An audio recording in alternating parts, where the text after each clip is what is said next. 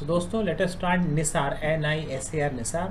So NISAR is an abbreviation which stands for NASA ISRO synthetic aperture radar. तो ये एक synthetic aperture radar है जो कि एक सैटेलाइट के थ्रू ऊपर ऑर्बिट में सन सिंक्रोनाइज ऑर्बिट में एस्टेब्लिश किया जाएगा। It's a joint mission between NASA and ISRO. पूछ सकते हैं कि ये जो निसार है किसका जॉइंट मिशन है?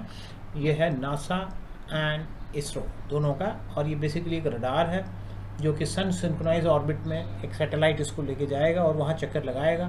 And it will measure the changes, the global changes in the atmosphere, in the climate of the earth. तो जो निसार है, when Nisar will be launch, it is expected कि 2023 में लॉन्च होगा।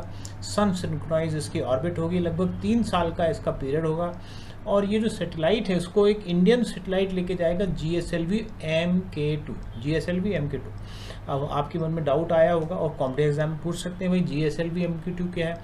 तो GSLV that is geo synchronize satellite launch vehicle, उसमें ये MK2 series का जो सैटेलाइट लॉन्च व्हीकल है वो निसार को लेके जाएगा। और जो GSLV है उसमें आप समझते ही हो कि जो जियो स्टेशनरी सैटेलाइट लॉन्च व्हीकल है वो जो सन सिंक्रोनाइज ऑर्बिट में वो बैठा सकता है। यहाँ G का मतलब जो है जियो सिंक्रोनस सैटेलाइट लॉन्च व्हीकल है।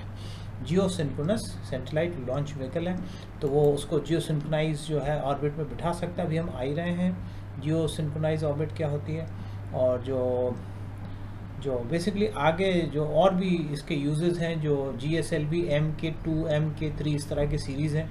और ऐसा लगता है कि जो आगे जो GSLV की जो आगे की सीरीज़ हैं वो इंडियन ह्यूमन स्पेस प्रोग्राम में यूज़ होंगी, चंद्रयान 2 में यूज़ होंगी। सो अगर हम बात करें फंक्शंस, क्यों why NISAR is being launched या निसार के क्या काम होंगे, तो हम बार बार देख रहे हैं कि एक जॉइंट अर्थ ऑब्जर्वेशन करेगा इसके माध्यम से ISRO and NASA. And it will gauge the global observation of entire earth. Polar cryosphere देखेगा, यानी जो पोलर आइस कैप है उसकी पोजीशन देखेगा इंडियन ओशन रीजन में। और इसमें जो निसार में dual band LNS band use हुए हैं वो भी मैं आपको अभी डिस्कशन करेंगे। तो ये जो देखेगा कि क्या लैंड में चेंजेस हो रहे हैं, वेजिटेशन में क्या चेंजेस हैं, क्रायोस्फीयर में क्या चेंजेस है, यानी अर्थ में बेसिकली वाटर जो है जिसको हम कहते हैं कि पूरा अर्थ में जितना भी 3/4 पार्ट ऑफ द अर्थ है वाटर, उसको देखेगा। जहाँ वेजिटेशन है वो देखेगा, जो आइस पार्ट है वो देखेगा। सब सारा ऑब्जर्व करेगा क्या है उसके इस पर इफेक्ट है क्लाइमेट के, क्या चेंजिंग इकोसिस्टम्स के बारे में देखेगा। और अंटार्कटिका पे काफ़ी ज़्यादा कंसंट्रेट करने वाला है। आइस शीट कहाँ कोलैप्स हो रही हैं, अर्थक्वेक, सुनामी, वोल्केनो, लैंडस्लाइड, इन सब के बारे में भी ये देखेगा। और इसमें जो आपने अभी देखा L और S बैंड यूज़ हुए हैं तो उसको भी अब हम देख लें। L बैंड क्या है दोस्तों?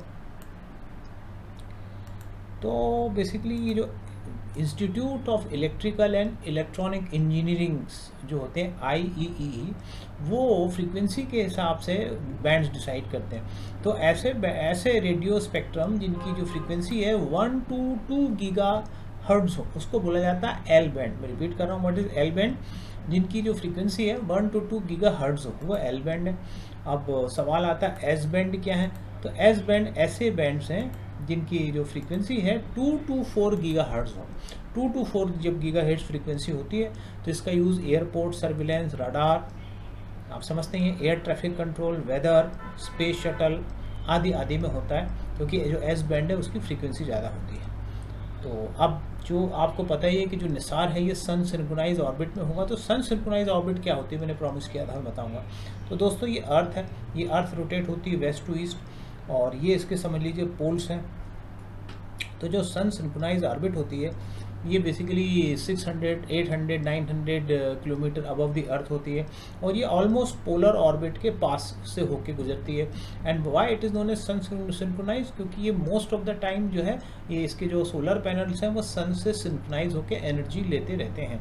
तो that's why it is known as sun synchronize orbit. और जो सन सिंक्रोनाइज ऑर्बिट है ये बहुत यूजफुल होती है रिकॉग्निशंस में, वेदर फोरकास्टिंग में, तो ये इसका काफ़ी फ़ायदा होता है।